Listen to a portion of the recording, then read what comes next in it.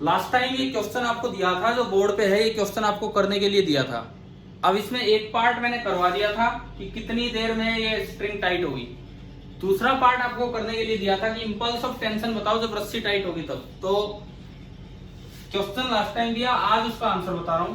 तो इसका जो आंसर होगा, impulse of tension that will be equal to product of both the masses into difference between their speeds divided by sum of both the masses into under root L square minus A square upon A. ये आपका answer है। आप लोगों ने try नहीं किया है तो आप लोग एक बार फिर से कोशिश करेंगे, नहीं होता है तो हम अगली क्लास में लेके चलेंगे। चलिए अभी हम अपना काम आगे बढ़ाते हैं, क्लास को आगे बढ़ाते हैं।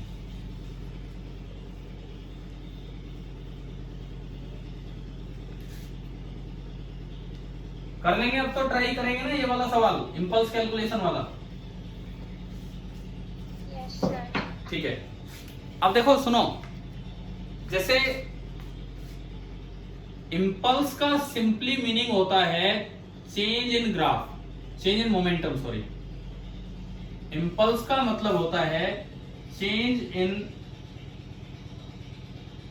लीनियर मोमेंटम, एंड फोर्स होता है कि इसको टाइम से डिवाइड कर दो तो फोर्स आ जाता है। अब अगर हम बात करें ग्राफिकली, अगर आपको इंपल्स कैलकुलेट करना हो, ग्राफिकली अगर आपको इंपल्स कैलकुलेट करना हो तो दो तरह के ग्राफ्स जिनसे कि इंपल्स पूछा जा सकता है आपसे। देखिए, एक तो मोमेंटम टाइम ग्राफ,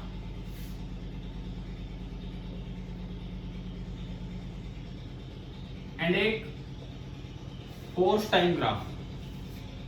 दो तरह के ग्राफ जिनसे आपसे इंपल्स पूछा जा सकता है, एक मोमेंटम टाइम ग्राफ और एक फोर्स टाइम ग्राफ। मैं ग्राफ बनाऊं उससे पहले आप बताओ कि अगर मैं मोमेंटम टाइम ग्राफ आपको दूं तो उससे आप इंपल्स कैसे निकालोगे?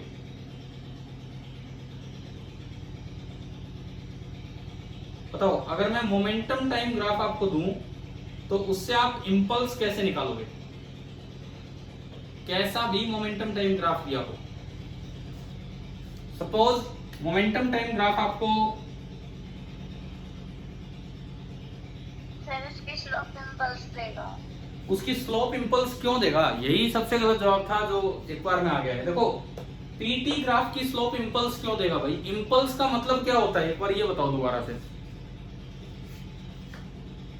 इंपल्स का मतलब क्या होता है? मैंने पिछली पूरी क्लास इंपल्स कैलकुलेशन पे ली है और आज मैं कभी इंपल्स की यूनिट पूछ रहा हूं, कभी उसका मीनिंग तो क्लियरली जवाब नहीं आ रहा है। इंपल्स का मतलब होता है चेंज इन लीनियर मोमेंटम। तो जब आपको एक एक्सिस दिख रहा है, लीनियर मोमेंटम एक्सिस, तो इंपल्स कैलकुलेट करने के लिए मुझे स्लोप पे क्यों जाना पड़ेगा? कैसा ही ग्राफ हो, कैसा भी ग्राफ हो। जैसे मान लो सपोज ग्राफ ये है, सपोज पहला ग्राफ ये है, आप बताओ इंपल्स कितना होगा? दूसरा ग्राफ ये है,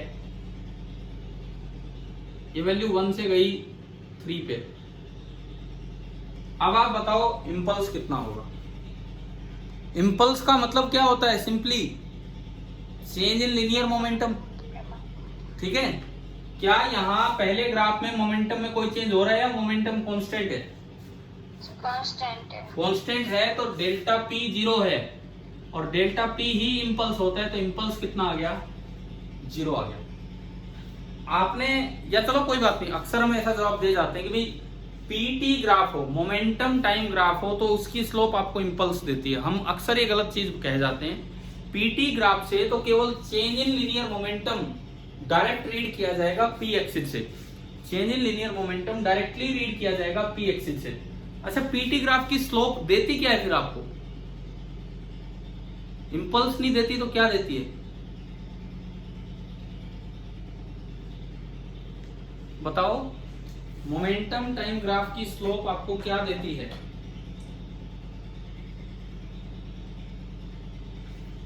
आज कुछ जवाब कम आ रहे हैं, मैं बार बार पूछ रहा हूं, जवाब नहीं आ पा रहे हैं।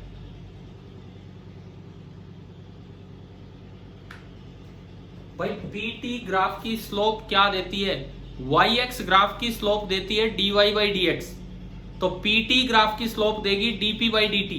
dp बाई dt क्या होता है? dp by dt DP by d T किसका फॉर्मूला है by Newton second law? By Newton second law DP by d T किस चीज का फॉर्मूला है? क्या मेरी आवाज नहीं आ रही है कि चक्कर क्या है?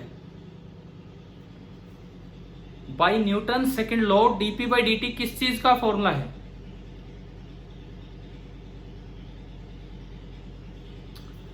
अरे by Newton second law DP by d T किस चीज का फॉर्मूला है? किसका? जोर से बोलो, दोबारा बोलो, किसका?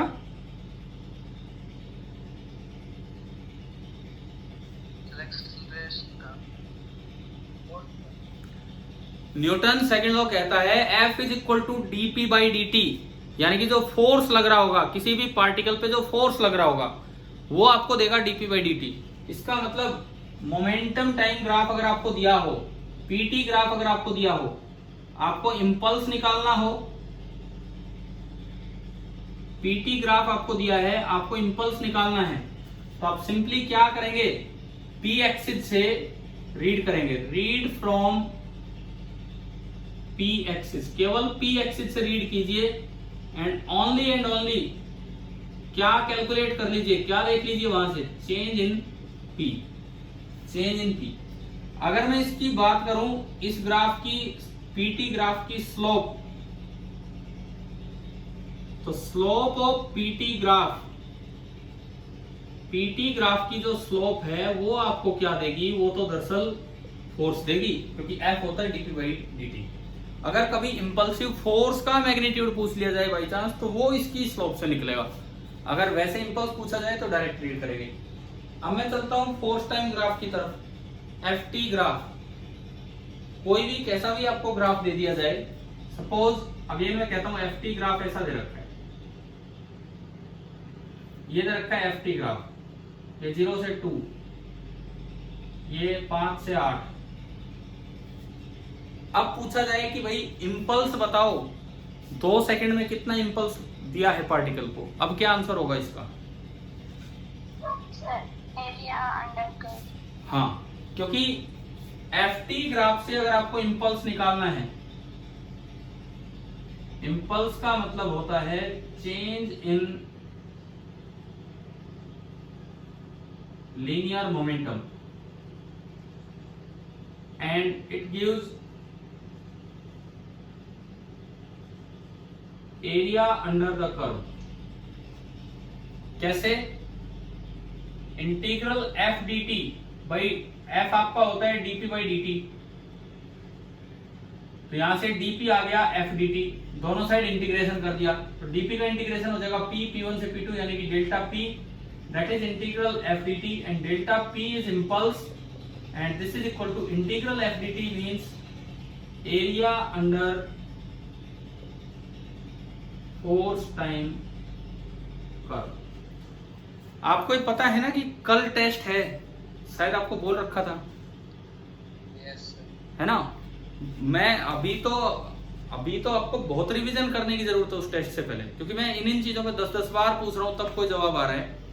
देखो लास्ट ईयर भी मैंने बच्चों को कहा था इसी चैप्टर में आके, पता नहीं पूरी रोटेशनल डायनेमिक्स होने के बाद मैंने कहा था कि एंड में अपने वो फॉर्मूले इकट्ठे करो, तो बच्चों ने 10-10 पेज नोट्स में 10-10 पेज या पता नहीं 5 पेज 10 पेज कितने केवल इन शॉर्ट पॉइंट्स और फॉर्मुलों से भर गए थे। अब जब परसों टेस्ट है, कल भी एक टेस्ट आप देंगे, तो उससे पहले यार कम से कम अपना एटलीस्ट इकट्ठा करके रखो, एक रिवीजन होगा प्लस आपके पास आगे के लिए नोट्स तैयार हो जाएंगे भी क्या है क्या नहीं। ठीक है, इतना टाइम तो हो गई। आज की लास्ट की क्लास है आपकी, है ना? इसके बाद तो कोई क्लास है भी नहीं अभी आपकी, हो चुकी है सारी क्लास आज की। yes, sir. तो ठीक है, तो भाई ये काम करके रखो यार आप लोग। तो ये हमने, मैं इंपल्स पे हूँ, पिछली क्लास में भी था, इसमें भी इंपल्स पे ही है। पिछले में वैसे कैलकुलेट किया, इसमें ग्राफिकली कैलकुलेट कर रहे हैं। तो ध्यान से सुनो, अगर पीटी ग्राफ है तो उससे इंपल्स देखना हो तो डायरेक्ट रीड करो पी एक्सिस से, उससे फोर्स निकालना हो तो उसकी slope, positive slope, negative slope नहीं, पॉजिटिव स्लोप। कई जगह कई फॉर्मुलों में क्या होता है, फॉर्मूले ऐसे आते हैं जैसे एफ बराबर minus D U by D X, F बराबर minus D U by D X, मतलब D U by D X तो पॉजिटिव स्लोप है, लेकिन फोर्स निकालोगे तो उसका माइनस और कर दो, उसका नेगेटिव और कर दो। लेकिन यहाँ F बराबर dp बाई dt, इसका मतलब डायरेक्ट स्लोप देखो और वो आपको फोर्स देगा। जैसे सपोज ये 0 है और मैं कहता हूं कि ये 4 है, तो बताओ 0 से 4 के बीच में फोर्स कितना लग रहा था? इस ग्राफ को देख के, सब कुछ SI में है, इस ग्राफ को देख के बताओ 0 से लेके 4 तक फोर्स कितना था, ये बताइए। 0 से लेके 4 तक फोर्स कितना था, इस ग्राफ को देख के बताओ। क्या करें? एरिया निकालेंगे, स्लोप निकालेंगे, ये बता दो। स्लोप मतलब tan थीटा। तो tan थीटा ये चीज पीछे लाके देखो और चीज वहीं देख लो, टेंजेंट स्ट्रेट लाइन पे तो यही आएगी। ये tan थीटा यहां से देखा तो 3 - 1, ये तो 2 एंड 0 से 4 तो tan थीटा कितना हो गया? 2/4 1/2। क्या मुझे फोर्स tan इनवर्स हाफ बोलना चाहिए? क्या फोर्स सीधा tan इनवर्स हाफ बोलना चाहिए या हाफ बोलना चाहिए? फोर्स की वैल्यू कितनी होगी यहां? हाफ। कभी पता लगे tan थीटा आ गया 3/4 तो लिखिए फोर्स 37। वो वैल्यू नहीं निकालनी है एंगल की, स्लोप निकालनी है, केवल आपको स्लोप निकालनी है। तो tan थीटा अगर हाफ आया है तो इट मींस जो स्लोप होगी वो हाफ ही है, तो फोर्स आपका हो गया हाफ न्यूटन। ठीक है, मतलब कैलकुलेशन ऑफ इंपल्स वाला काम हमने आगे बढ़ाया है, जो पिछली क्लास में चल रहा था। पिछली क्लास में सिचुएशन देख के निकाल रहे थे, इस क्लास में ग्राफ देख के निकाल रहे हैं। तो आपको याद हो गया होगा, अगर पीटी ग्राफ है तो डायरेक्ट रीड करो इंपल्स पी एक्सिस से। हाँ, अगर इससे फोर्स चाहिए तो स्लोप निकालो। अगर एफटी ग्राफ है तो उसका एरिया निकालो, वो आपको देगा इंपल्स। और एरिया में ध्यान रखा कीजिए, ऊपर एरिया पॉजिटिव होता है और नीचे वाला एरिया आपको घटाना ही होता है, तो वो हमेशा नेगेटिव दिया जाता है।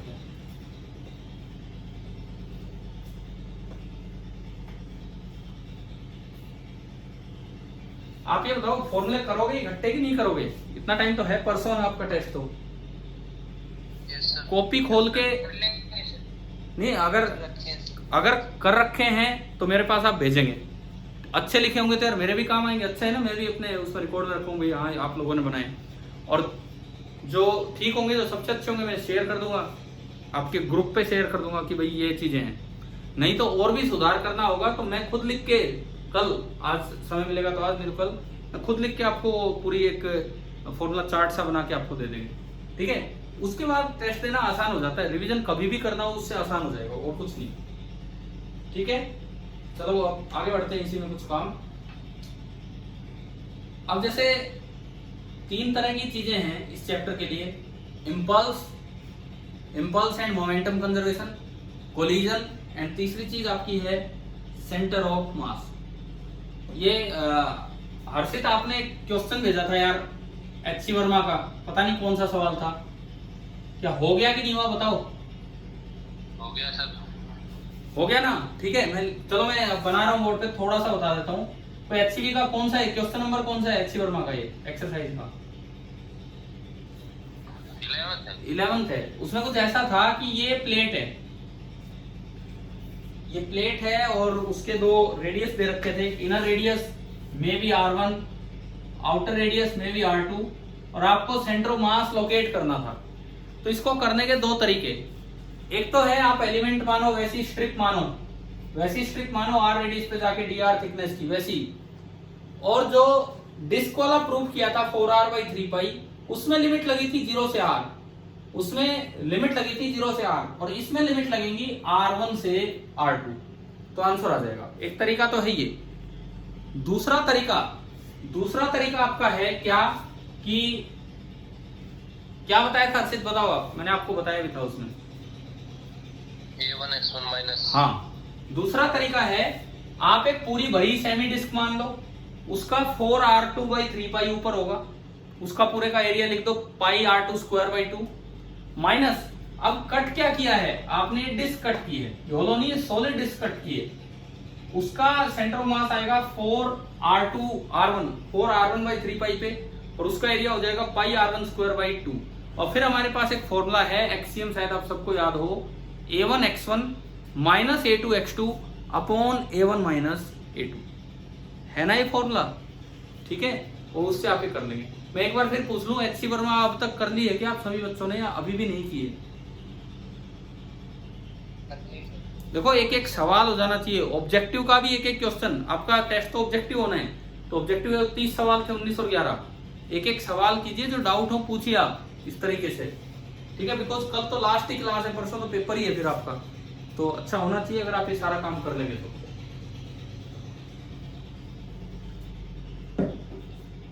अब देखो इसमें कोलिजन में कुछ स्पेशल रिजल्ट्स थे, उनके बारे में कुछ खास बातें, अगर आप HCV के क्वेश्चंस करेंगे तो शायद आपको ये चीजें समझ में भी आ जाएंगी। Some practical facts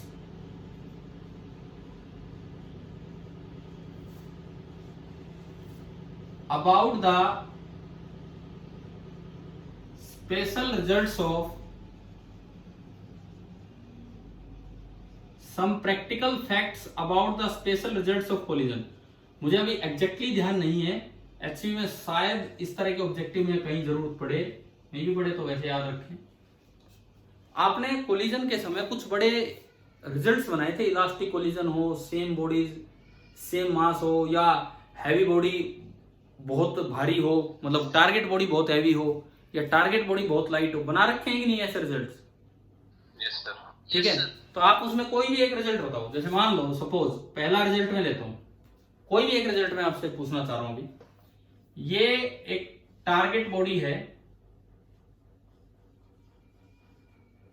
target body at rest,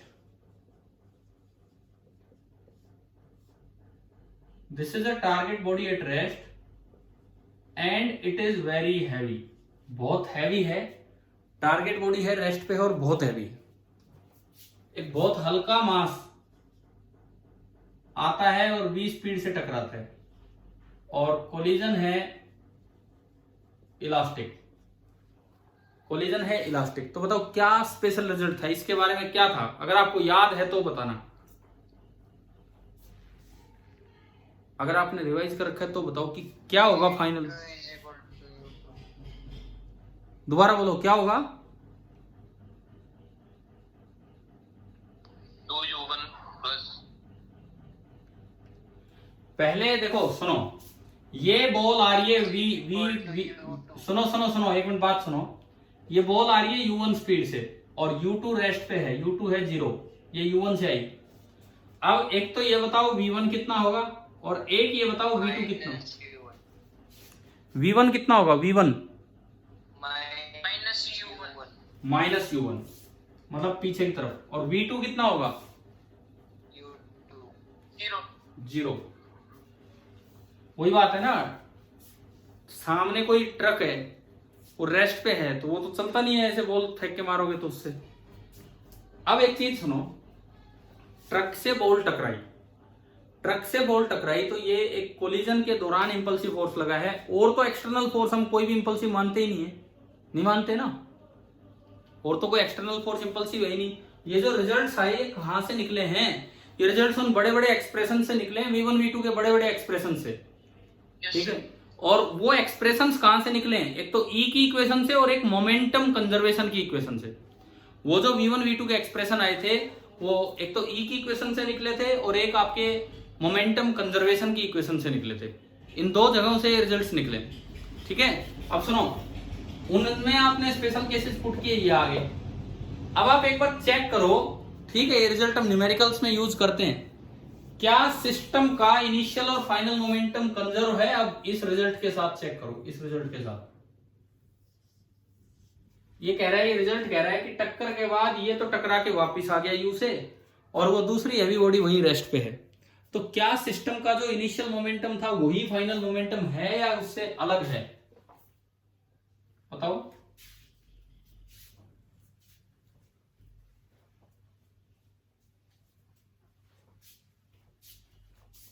हाँ जी भाई बोलो। वही है, वही कहाँ है, देखो एक मिनट, देखो इधर सुनो, वही कहाँ है, mu1 plus mu1 equals to 0। सुनो P इनिशियल में देखूं तो P इनिशियल तो है mu1 प्लस 0। अब एक बार P फाइनल लिखो ना, P फाइनल कितना है, minus mu1। Minus mu1 plus 0।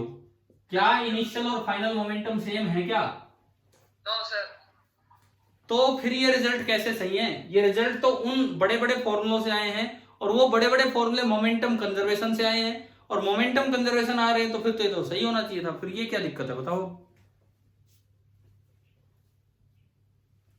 क्या समस्या है, क्या प्रॉब्लम है इसमें? भाई देखो, दोनों चीजें एक साथ सही कैसे हो सकती है? हमने मोमेंटम कंजर्वेशन से वो v1 और v2 के पूरे पूरे something into u1 something into u2 इस तरह से निकाले, ऐसे ही v2 के निकाले। वो सब निकले कहां से? एक ई की इक्वेशन से, एक मोमेंटम कंजर्वेशन से, और उन्हीं से ये स्पेशल रिजल्ट्स निकले। अब अगर ये रिजल्ट्स आए तो फिर वो स्टार्टिंग चीजें तो वैलिड होनी चाहिए, पर मोमेंटम कंजर्वेशन तो फेल हो रहा है। ये क्या सिस्टम है?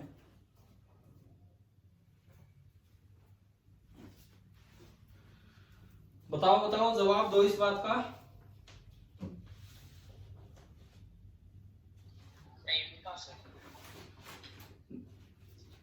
पहला सवाल, क्या मोमेंटम कंजर्वेशन वैलिड हो रहा है यहां इस सिचुएशन को देख के? नहीं हो रहा। तो हम तो मान के चलते हैं कि मोमेंटम कंजर्वेशन तो वैलिड था। अब सुनो, ऐसे में क्या होता है, ऐसे सवालों में अगर वो न्यूमेरिकल वैल्यूज के साथ आ रहे हैं तो आप ये रिजल्ट यूज करो। अगर न्यूमेरिकल वैल्यूज के साथ नहीं आ रहे हैं तो अप्रोक्सीमेट रिजल्ट्स हैं वो। उसमें क्या होता था, m2 बहुत बड़ा है, m1 बहुत छोटा है, तो कहीं भी m1 प्लस m2 आया तो मैंने m2 लिख दिया। तो ये अप्रोक्सीमेट रिजल्ट है। एग्जैक्टली ना तो ये इतनी स्पीड से चलेगा और ना इसकी स्पीड एग्जैक्टली 0 रहेगी। होगा क्या, इसमें थोड़ी सी स्पीड आएगी, इसमें थोड़ी सी स्पीड आएगी, जैसे v2 आ गई 0.01 मीटर पर सेकंड, जो हमें महसूस भी नहीं होती। और इसकी स्पीड मान लो ये 10 से टकराया, सपोज ये 10 से टकराया। देखो मैं एक एग्जांपल से क्लियर करता हूं। मान लो बॉल का मास था 1 kg, 10 मीटर पर सेकंड से बॉल टकराई। ये ट्रक है 1 क्विंटल, इसका मास 1 क्विंटल नहीं 10 क्विंटल 1 टन 1000 kg। ट्रक का मास है 1000 kg और पहले ये रेस्ट पे है। अब आप बताओ एक बार, 1 kg की बॉल आके टकराई 10 मीटर पर सेकंड से और वो 1000 kg का ट्रक रेस्ट पे है, तो अब P इनिशियल लिखवाओ कितना हो गया? M की जगह तो 1 kg, U की जगह 10 प्लस 0, यानी कि P इनिशियल आ गया 10 किलोग्राम मीटर पर सेकंड। ये आया आपका P इनिशियल। अब मैं P फाइनल चेक करता हूं। एग्जैक्टली ऐसा नहीं होगा कि ये 10 से वापस आ जाए और वो आराम से रेस्ट पे रहे। ये मैं किन सवालों के लिए बता रहा हूं, जो न्यूमेरिकल नहीं होते हैं, जो स्पेशली इन्हीं बातों के लिए आते हैं कि कितनी आपको समझ है मोमेंटम कंजर्वेशन की और इन अप्रोक्सीमेशंस की। होगा क्या, आप सुनो, थोड़ी सी हल्की सी वेलोसिटी तो ट्रक में भी आएगी, हल्की सी वेलोसिटी। मान लो ट्रक में वेलोसिटी जरा सी आ गई 0.01 मीटर पर सेकेंड, 0.001 मान लो, 0.001 मीटर पर सेकेंड। तो बताना ट्रक का मोमेंटम कितना आ गया? 1। ये इतनी कम है कि हमें महसूस भी नहीं होगी कि ट्रक में कुछ हुआ भी उस कोलिजन से, और फिर जैसे फ्रिक्शन आएगा फिर वो आराम से रुक जाएगा वहां पे। तो ये इतनी कम स्पीड आई, तो इसका जो मोमेंटम है वो तो m इंटू v 1 हो गया। टोटल मोमेंटम आगे की तरफ कितना था? 10 kg। 1 नहीं, रुको। इसकी मैं अगर वेलोसिटी मानू 0.1 ज्यादा हो जाएगा, थोड़ा सा मैं एग्जांपल देने की कोशिश कर रहा हूं, रुको। मान लो इसमें वेलोसिटी आई 0.01 मीटर पर सेकंड। देखो मैं थोड़ा सा एग्जांपल मॉडिफाई कर रहा हूं ताकि ये चीज आपको समझ में आए क्या है। इसमें वेलोसिटी आई 0.01 मीटर पर सेकंड, और ये जो है, अच्छा 0.01 अगर वेलोसिटी आती है तो इसका मोमेंटम कितना हो गया टक्कर के बाद? 10 हो गया। यानी कि इसमें मोमेंटम आगे की तरफ 10 kg मीटर पर सेकंड आया, 10 kg मीटर पर सेकंड, ये मोमेंटम आया आगे की तरफ। अब जो बॉल है 1 kg की बॉल, 1 kg की बॉल सपोज ये आ रही थी 100 मीटर पर सेकंड से, तो बताओ इसके पास इनिशियल मोमेंटम कितना था? 100 था कि नहीं? Yes sir. ठीक है। अब बाद में भी 100 ही होना चाहिए है यार, फिर एग्जांपल में गड़बड़ हो रही है। ये 10 है तो मैं 100 नहीं ले सकता हूं इसे। मैं इसकी वेलोसिटी मानता हूं 9 मीटर पर सेकंड, तो ये 1 into 9, it means 9 kg metre पर सेकंड ये इसका मोमेंटम था।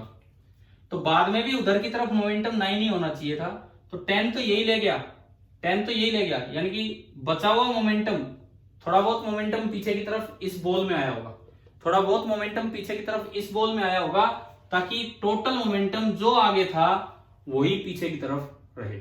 ठीक है, अब देखो, अब फाइनली आप एग्जांपल समझो क्या है, सुनो इधर देखो, हमने कहा कि एक 1 kg की बॉल 9 मीटर पर सेकंड से आके टकराती है, एक बड़ा हैवी ट्रक है, बड़ा हैवी ट्रक है, मुझे कुछ नहीं दिया, न्यूमेरिकल है, न्यूमेरिकल है वो क्वेश्चन। आपसे पूछा जाए ट्रक की स्पीड कितनी होगी आफ्टर द कोलिजन, क्या जवाब देते हैं आप स्पेशल केस मान के? 0। और बॉल की स्पीड कितनी होगी आफ्टर द कोलिजन, क्या जवाब देते हैं? -9, मतलब 9 पीछे। अब देखो एग्जैक्टली क्या हुआ, मान लो टक्कर की वजह से ट्रक में थोड़ी सी स्पीड आई, इतनी स्पीड जो ऑब्जर्व भी नहीं हो पा रही, 0.001 मीटर पर सेकेंड, 0.001 मीटर पर सेकेंड ये आया। अभी क्या लिया था वो, फिर वही गड़बड़ हो जाती है, 0.01 लिया था, 0.01 लिया था हमने। ठीक है, आगे की तरफ मोमेंट 0.01 लिया था ना अभी जो मैंने लिखा था वो। ठीक है, तो इसका मोमेंटम कितना हो गया, ट्रक का मोमेंटम 1000 इंटू 0.01, 10 हो गया। ठीक है, लेकिन आगे की तरफ होना कितना चाहिए मोमेंटम? 9, यानी कि जो पार्टिकल पीछे टकरा के आया है उसका मोमेंटम असल में कितना होगा? 1 किलोग्राम मीटर पर सेकेंड। अब देखो उसकी मास है 1 kg, तो यानी कि उसकी स्पीड भी कितनी बनी होगी? 1 मीटर पर second.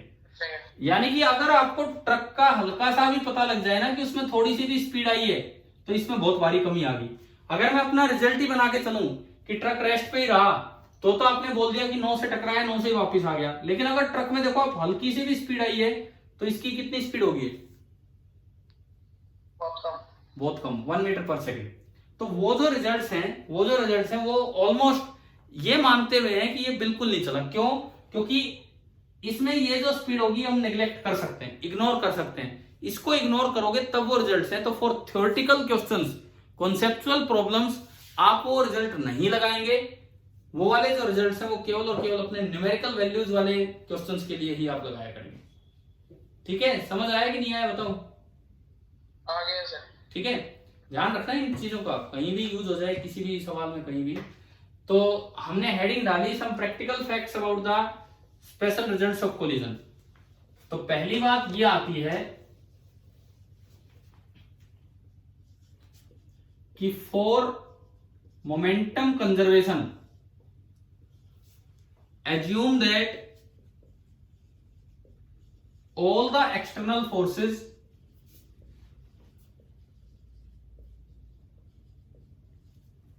are non-impulsive, all the external forces are non-impulsive, and then also the spatial results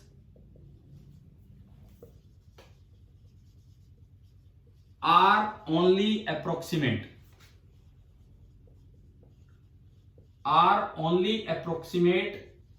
not exact, exact नहीं है।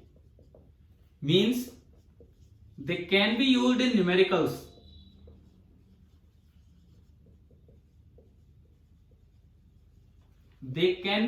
numericals, but not in conceptual problems.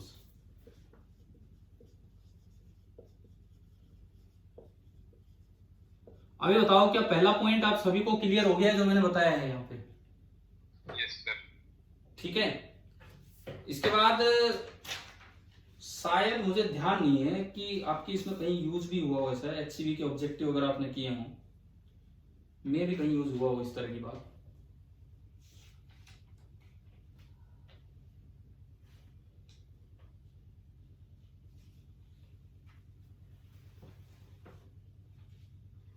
देखो एक बार अपनी बुक निकालो, एचसी वर्मा ऑब्जेक्टिव सेकंड निकालो, पेज नंबर 159।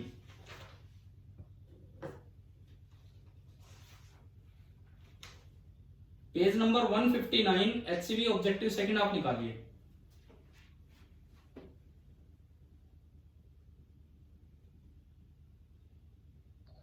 हाँ जी, मिल गया ना ऑब्जेक्टिव सेकंड।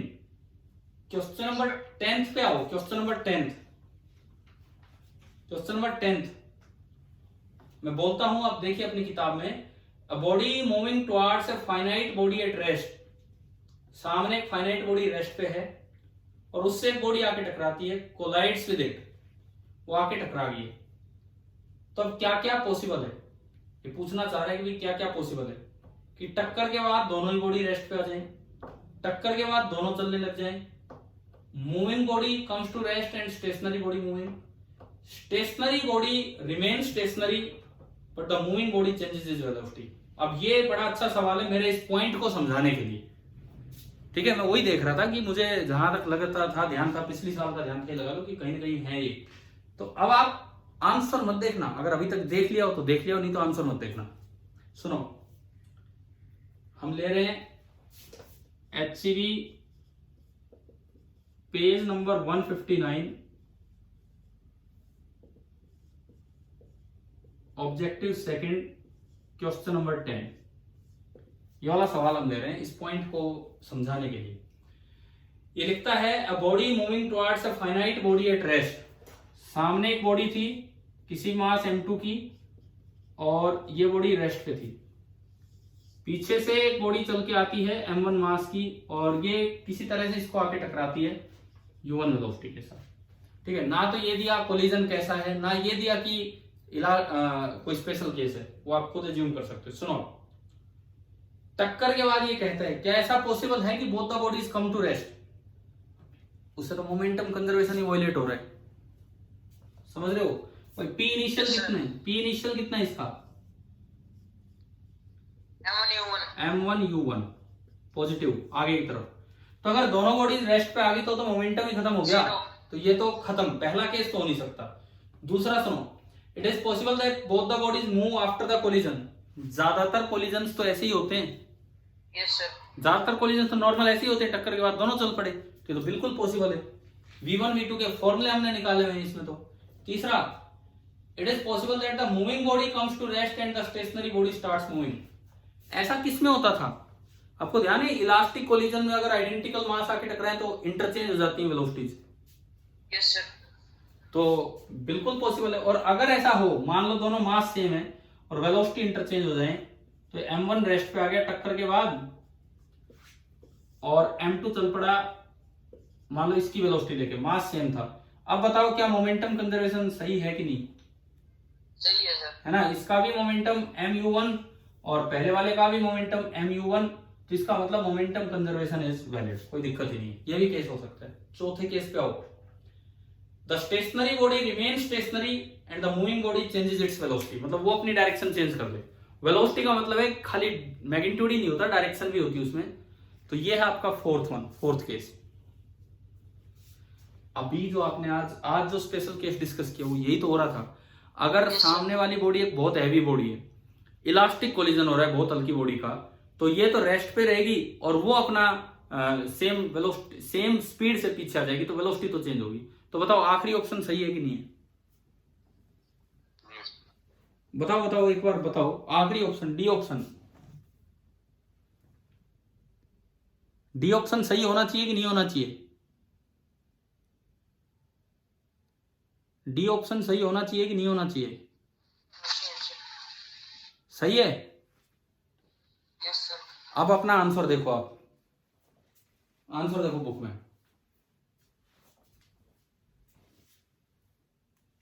क्या दिया है आंसर,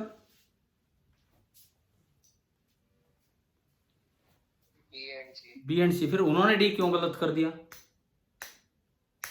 मैंने ये पॉइंट समझा के आपको क्वेश्चन करवाया, ये पॉइंट समझा के अभी भी बताया था कि वो केवल अप्रोक्सीमेट रिजल्ट्स हैं और आप फिर उसको लगा के चल रहे हो। डी ऑप्शन इससे चेक करो ना कि क्या मोमेंटम कंजर्वेशन है कि नहीं। ये कहता है कि टक्कर के बाद अगली बॉडी तो रेस्ट पे रहे, ये कहता है टक्कर के बाद अगली बॉडी तो रेस्ट पे रहे और पिछली बॉडी अपनी वेलोसिटी चेंज कर ले, मतलब किस वेलोसिटी चेंज होगी डायरेक्शन चेंज होने पे भी। तो पी इनिशियल तो है m1u1, अब पी फाइनल अगर लिखते हो तो वो बनता है -m1u1। तो क्या मोमेंटम कंजर्वेशन हो रहा है यहाँ पे, तो यार अब भी आप गलत जवाब देके बताओ। जस्ट अभी ये पॉइंट पढ़ाया, इट मींस ये तो केवल एक अप्रोक्सीमेट रिजल्ट है, प्रैक्टिकली कुछ तो हल्की सी तो स्पीड सामने वाले में आएगी ही आएगी ताकि मोमेंटम आगे की तरफ ही रहे। हल्की सी तो स्पीड सामने वाले में आएगी ताकि मोमेंटम आगे की तरफ ही रहे। बेशक वो इतनी कम होगी कि वो रुक जाएगा, फिर हम वो ऑब्जर्व कर नहीं पाते हैं। बाद में रुकेगा ड्यू टू फ्रिक्शन, वो एक अलग चीज है। ठीक है, अब बताओ क्या अभी ये पॉइंट समझ आया आपको? Yes, sir. अब एक काम करो, आपने कॉपी में नोट किया है ये वाला पॉइंट? Yes sir. तो उसके साथ ना ये लिख दो ताकि कभी भी रिवाइज करो तो आपके ध्यान आ जाए कि भाई क्या समझाया गया था। एक अच्छा एग्जांपल है और इसका डी ऑप्शन, इसका डी ऑप्शन आपको क्लियर कर देगा। अब अगर ये पेपर में वैसे आता ना, मुझे लगता है आप स्पेशल केस रिवाइज करके गए हो, आप डी को भी टिक करके ही आते, अब पक्का डी को टिक करके आते, जबकि डी तो टिक नहीं करना था इसके अकॉर्डिंग, है ना भाई? बताओ ये अब तो क्लियर हो गया शायद ये वाला केस। Yes sir. ठीक है, मतलब मेरा कहने का मतलब ये है कि न्यूमेरिकल आए वो एक अलग चीज है, परंतु थ्योरेटिकल क्वेश्चन आए तो उनको थोड़ा सा ध्यान से देख के चलना है। ठीक है, अब ऐसे ही मान लो जैसे स्पेशल केसेस बड़े स्पेशल हैं सारे ही, पता नहीं वो एग्जैक्टली हो भी पाते हैं या नहीं हो पाते हैं। जैसे मान लो एक छोटी सी बात मैं बताऊं, क्या परफेक्टली इलास्टिक कोलिजन पॉसिबल है?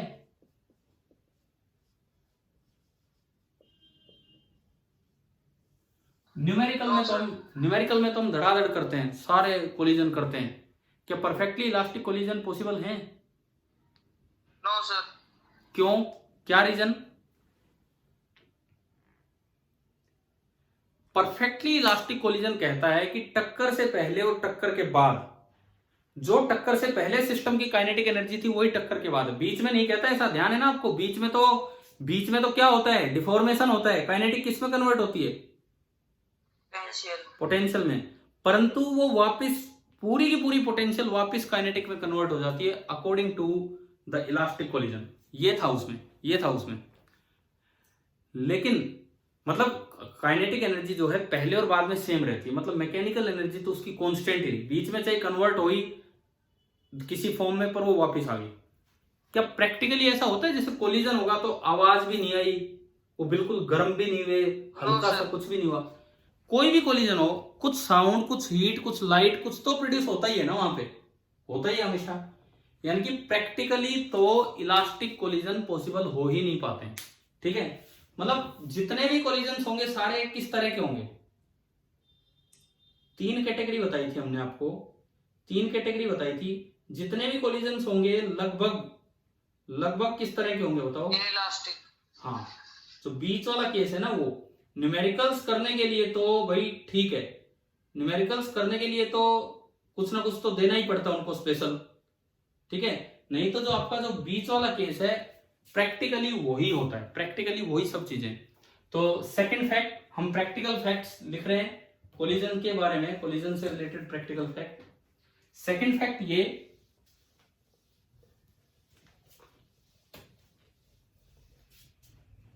दूसरा फैक्ट आपका ये बनता है कि ऑल द कोलिजन्स प्रैक्टिकल जो होते हैं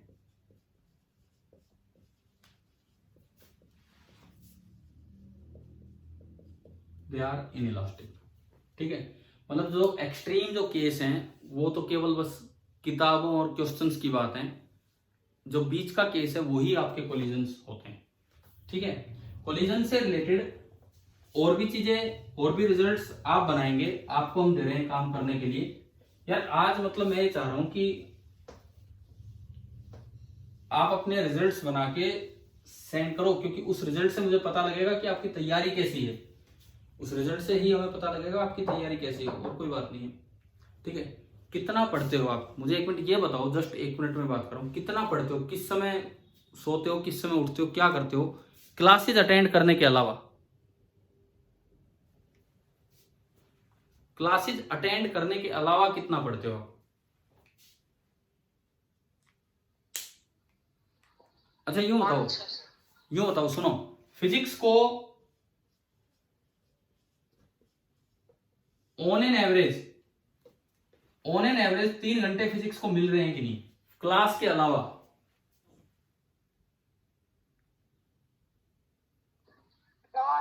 नहीं मिल रहे तो बहुत बड़ी गलती है। आप घर पे हो, आपको स्कूल नहीं आना पड़ रहा। आपको पता है कि 21 तारीख से 12th वालों का तो स्कूल लग रहा है, पता है आपको, 10th और 12th का। हमारा भी लगेगा। नहीं, आपका नहीं लग रहा, आपके पास मैसेज आया होगा ना। लग रहा है फिर हमारा आज मीटिंग है, उसमें फाइनल करेंगे डिसाइड। ठीक है, मेरे तक तो जो इन्फॉर्मेशन थी वो ये थी कि 10th और 12th का लग रहा है, 11th की ऑनलाइन है, जो मुझे जो इन्फॉर्मेशन मिली थी। तो इन केस चलो मान लो, सुनो मेरी बात सुनो। अब मैं अभी की बात करता हूँ, आप घर पे हो यार, आपकी क्लासेस डेढ़ मान लो 5 घंटे होगी क्लास, 6 घंटे लगा लो ज्यादा से ज्यादा, 6 घंटे क्लास होगी, 6 होती भी नहीं होगी, 5 घंटे ही हो जाती होंगी, है ना। ठीक है, तो इसके अलावा आपको कहीं जाना नहीं है, घर पे ही रह के पढ़ना है। उन 5 घंटों के अलावा 24 घंटे दिन के हैं, 5 घंटे आपने कट कर दिए, 19 घंटे बचे। कितनी देर सोते हो लगभग कितने घंटे सोते हो?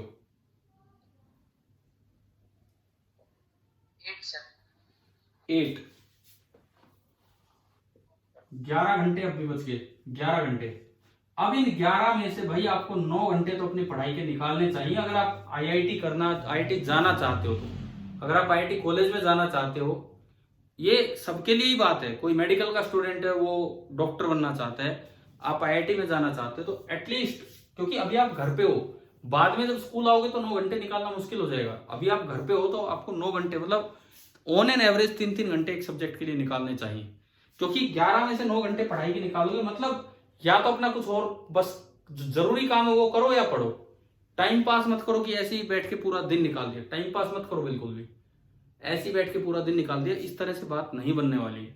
ठीक है भाई, लगातार पढ़ो यार। सुनो, मैं आजकल ये पूरा जो सितंबर जा रहा है, मैं आपको बताता हूं, मैं लगभग रोज सुबह 2 से 3 बजे तक उठ जाता हूं, 2 से 3 बजे।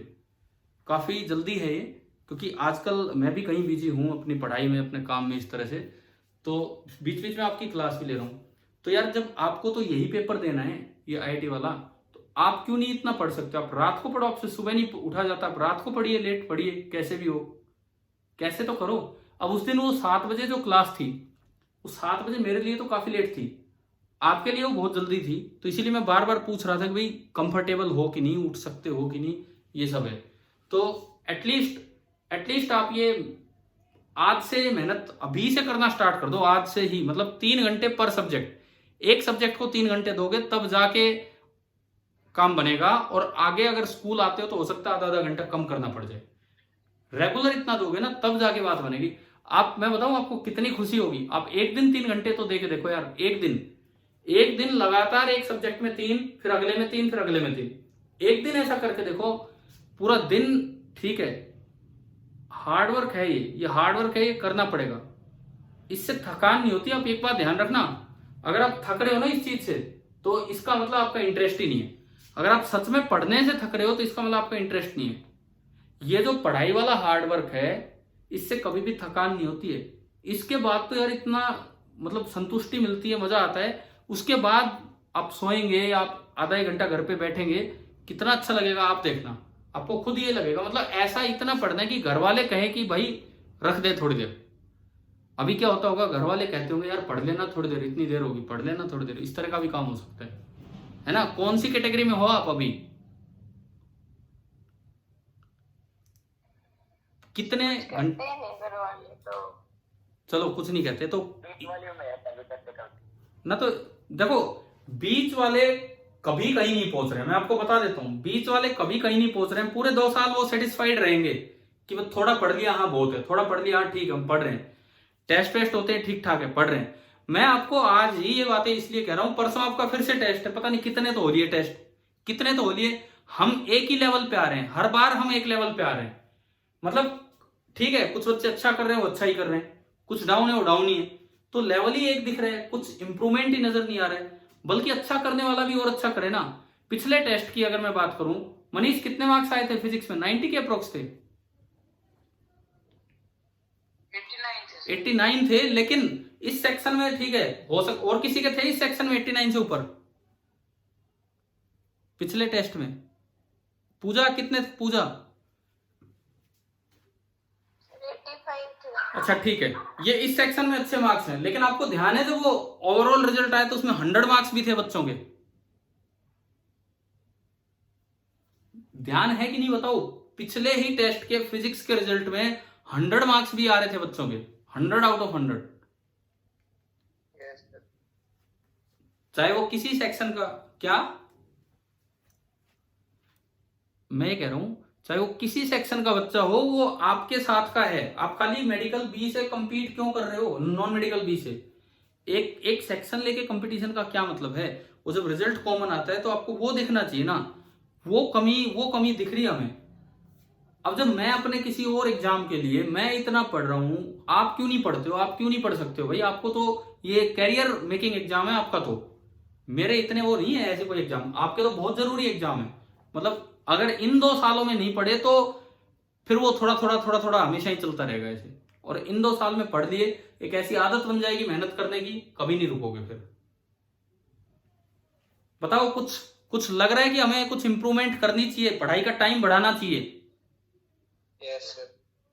देखो मैंने कहा है 9 घंटे, मैं कहने को तो मैं केवल फिजिक्स की बात कर सकता था, मैं तो आपसे ये कह देता बस भाई फिजिक्स पढ़ो 3 घंटे रोज, फिजिक्स भी 3 घंटे पढ़ोगे फिजिक्स अच्छी हो जाएगी, लेकिन सिलेक्शन नहीं होगा, सिलेक्शन नहीं होगा। फिजिक्स अच्छी हो जाएगी, सिलेक्शन नहीं होगा। आप तीनों में एक इक्विलिब्रियम सा बना के चलो, ठीक है?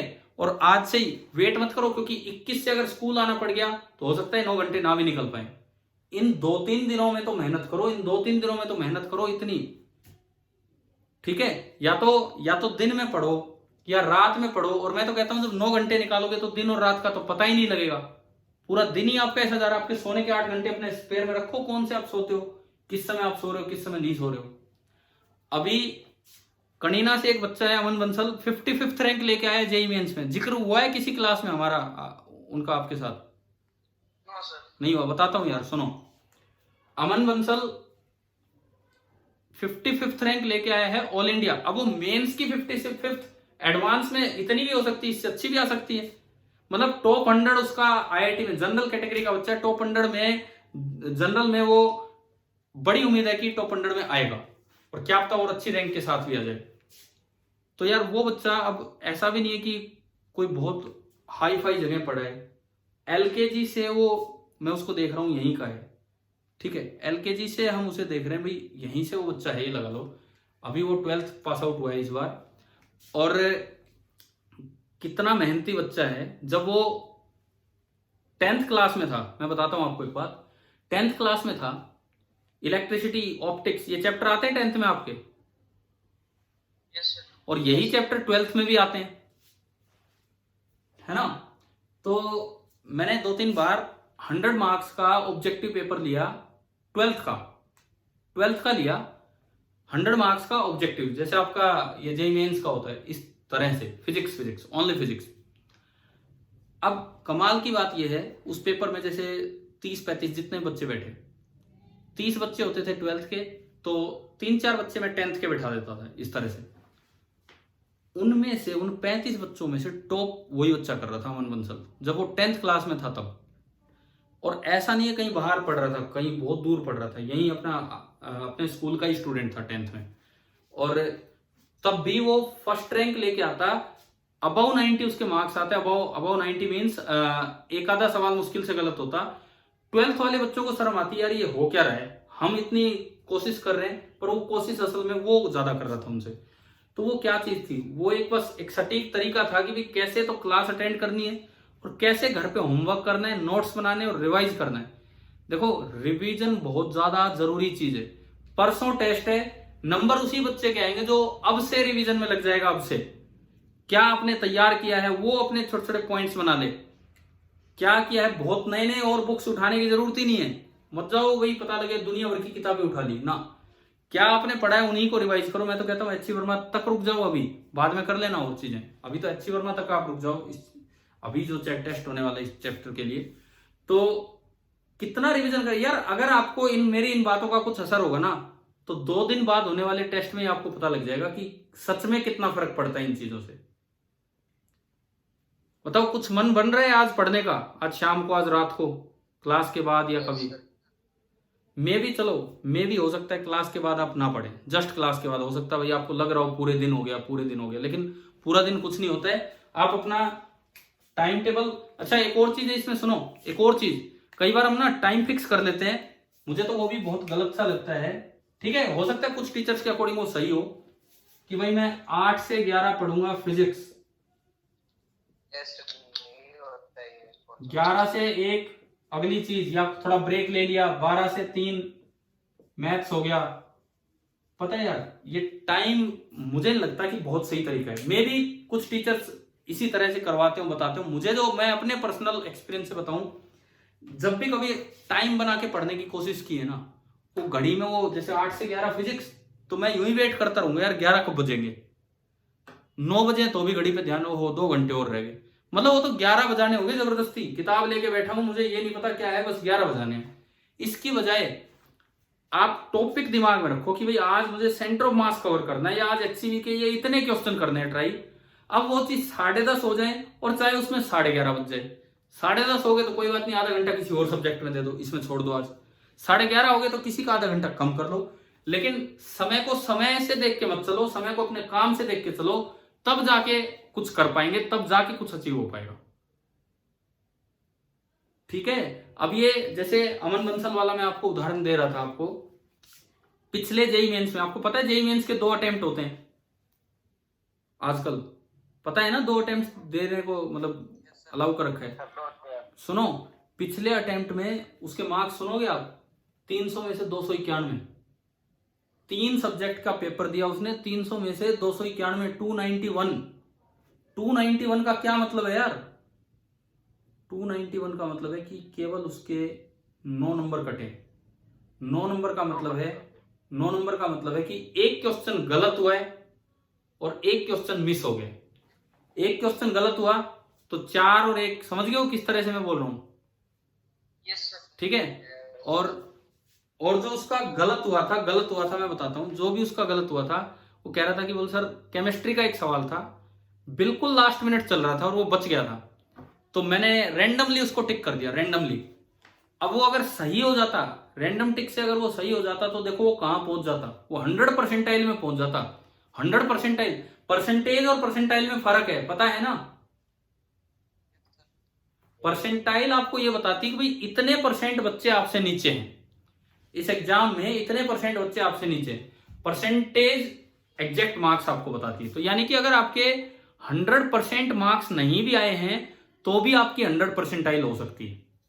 ठीक है, तो मुझे लगता है अगर उस बच्चे का, अगर अमन बंसल का वो एक टिक सही हो जाता, बाई चांस, तुक्के की बात थी, तो वो देश में 100 परसेंटाइल पे होता। अभी भी वो बहुत अच्छी परसेंटाइल पे है। तो ये इतना कुछ उसने स्कोर किया है यार, इतना कुछ, तीनों सब्जेक्ट्स को साथ लेके चला है। और जैसा कि वो कह रहा है एडवांस की, कहता है कि थोड़ी और भी अच्छी तैयारी है, तो मे भी क्या पता इससे भी अच्छी रैंक आपको देखने को मिले। क्या ऐसे एग्जांपल्स अपने आसपास देख के थोड़ा मन बनता है कि नहीं भी हम भी कर सकते हैं? बताओ, अब भी आप ठंडे पड़े हो, क्या ऐसे एग्जांपल्स आपके स्कूल से, अपने आसपास से देख के तो मन बनता ही है ना कि हाँ भाई हम भी कर सकते हैं इस तरह से।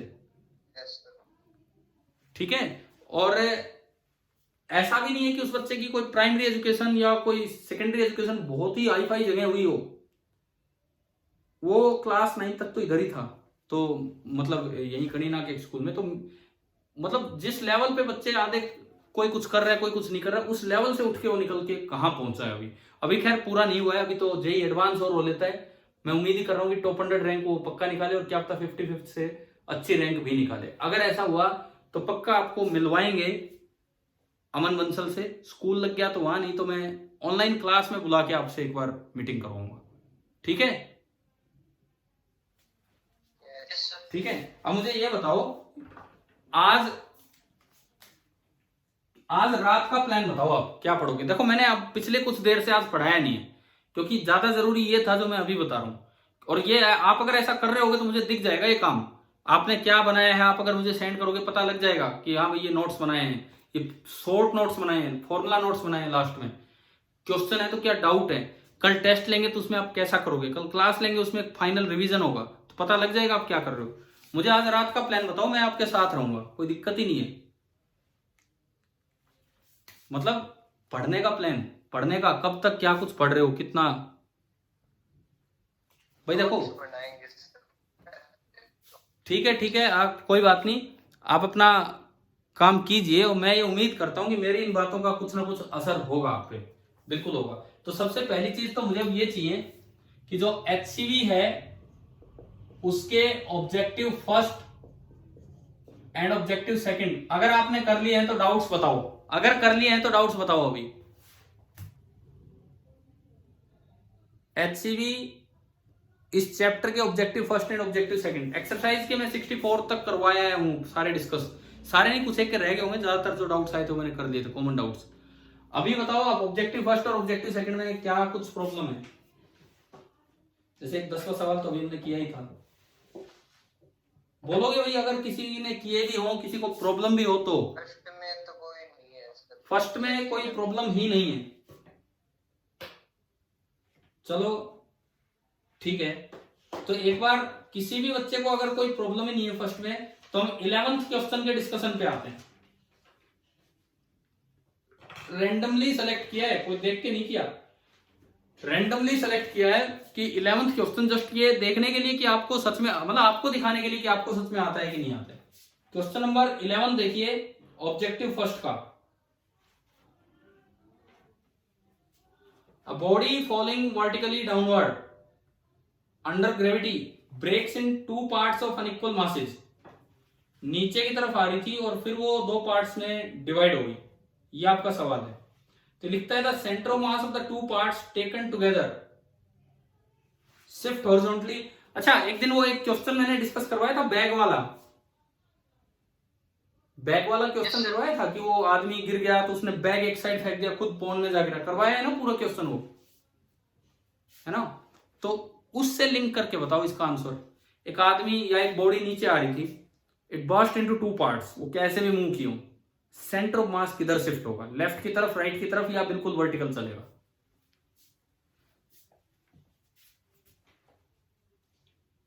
भाई टुवर्ड्स हेवियर पीस हो जाएगा।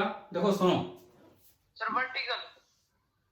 अच्छा ठीक है, देखते हैं, सुनो इधर, मान लो बड़ा टुकड़ा इधर है और छोटा टुकड़ा इधर है, तो क्या हमने ये नहीं पढ़ा कि centre of mass of the two particle system lies nearer to the heavy particle? बताओ।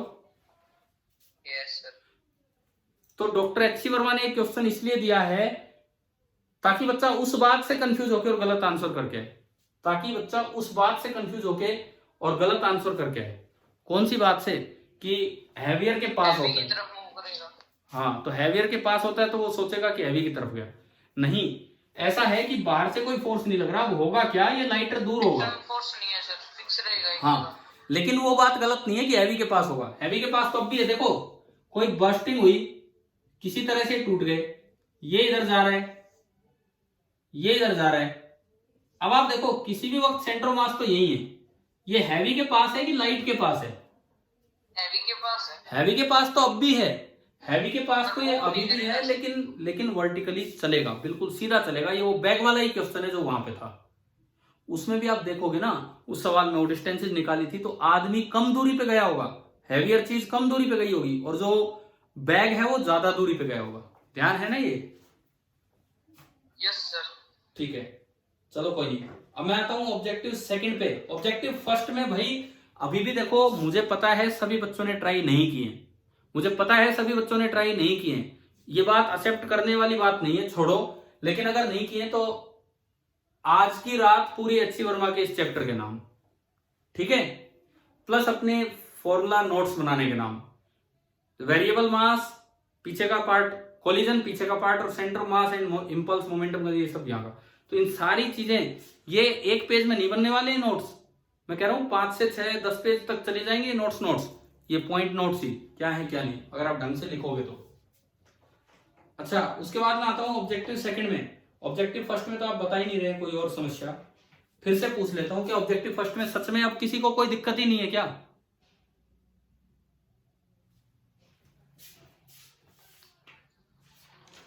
ठीक है, तो ठीक है, ऑब्जेक्टिव सेकंड पे चलते हैं। ऑब्जेक्टिव सेकंड, इसमें बताओ कोई डाउट हो तो? 10th क्वेश्चन तो अभी हमने लिया था। ऑब्जेक्टिव सेकंड में किसी सवाल में कोई समस्या?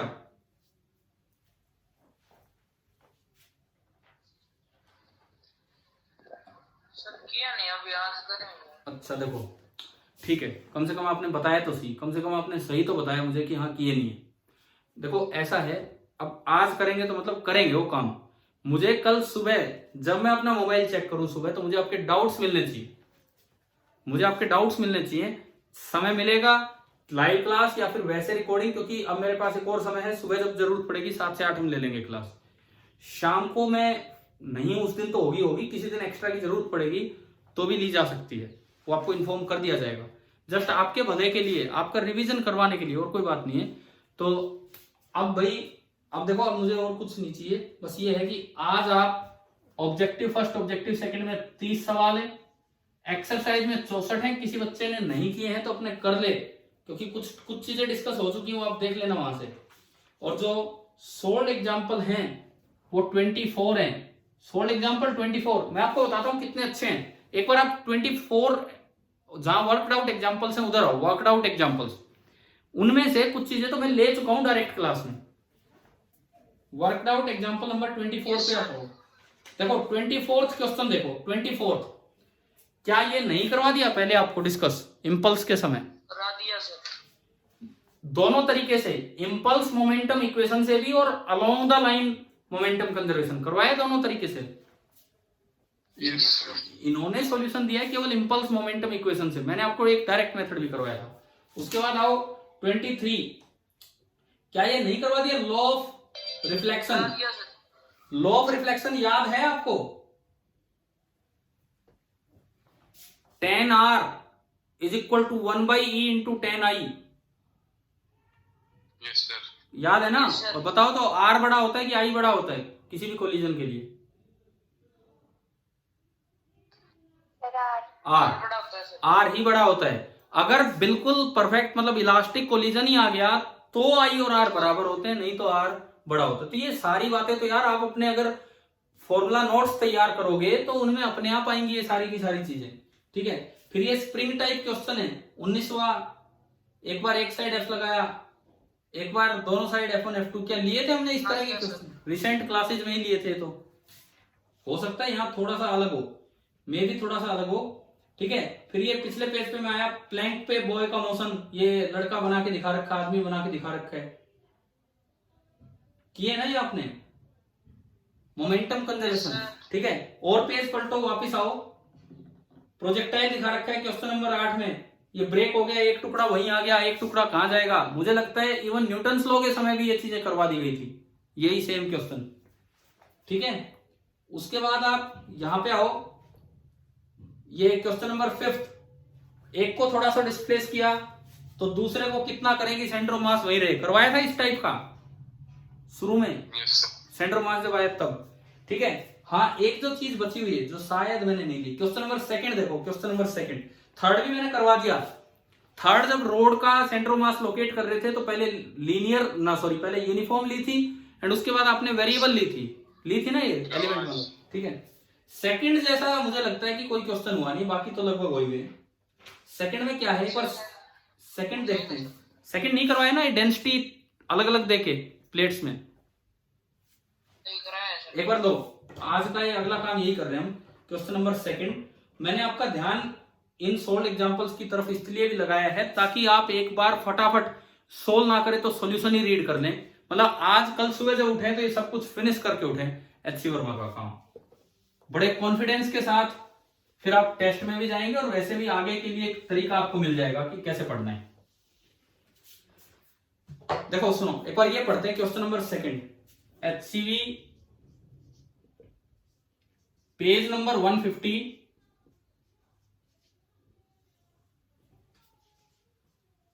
क्वेश्चन नंबर 2, ये देखते हैं हम।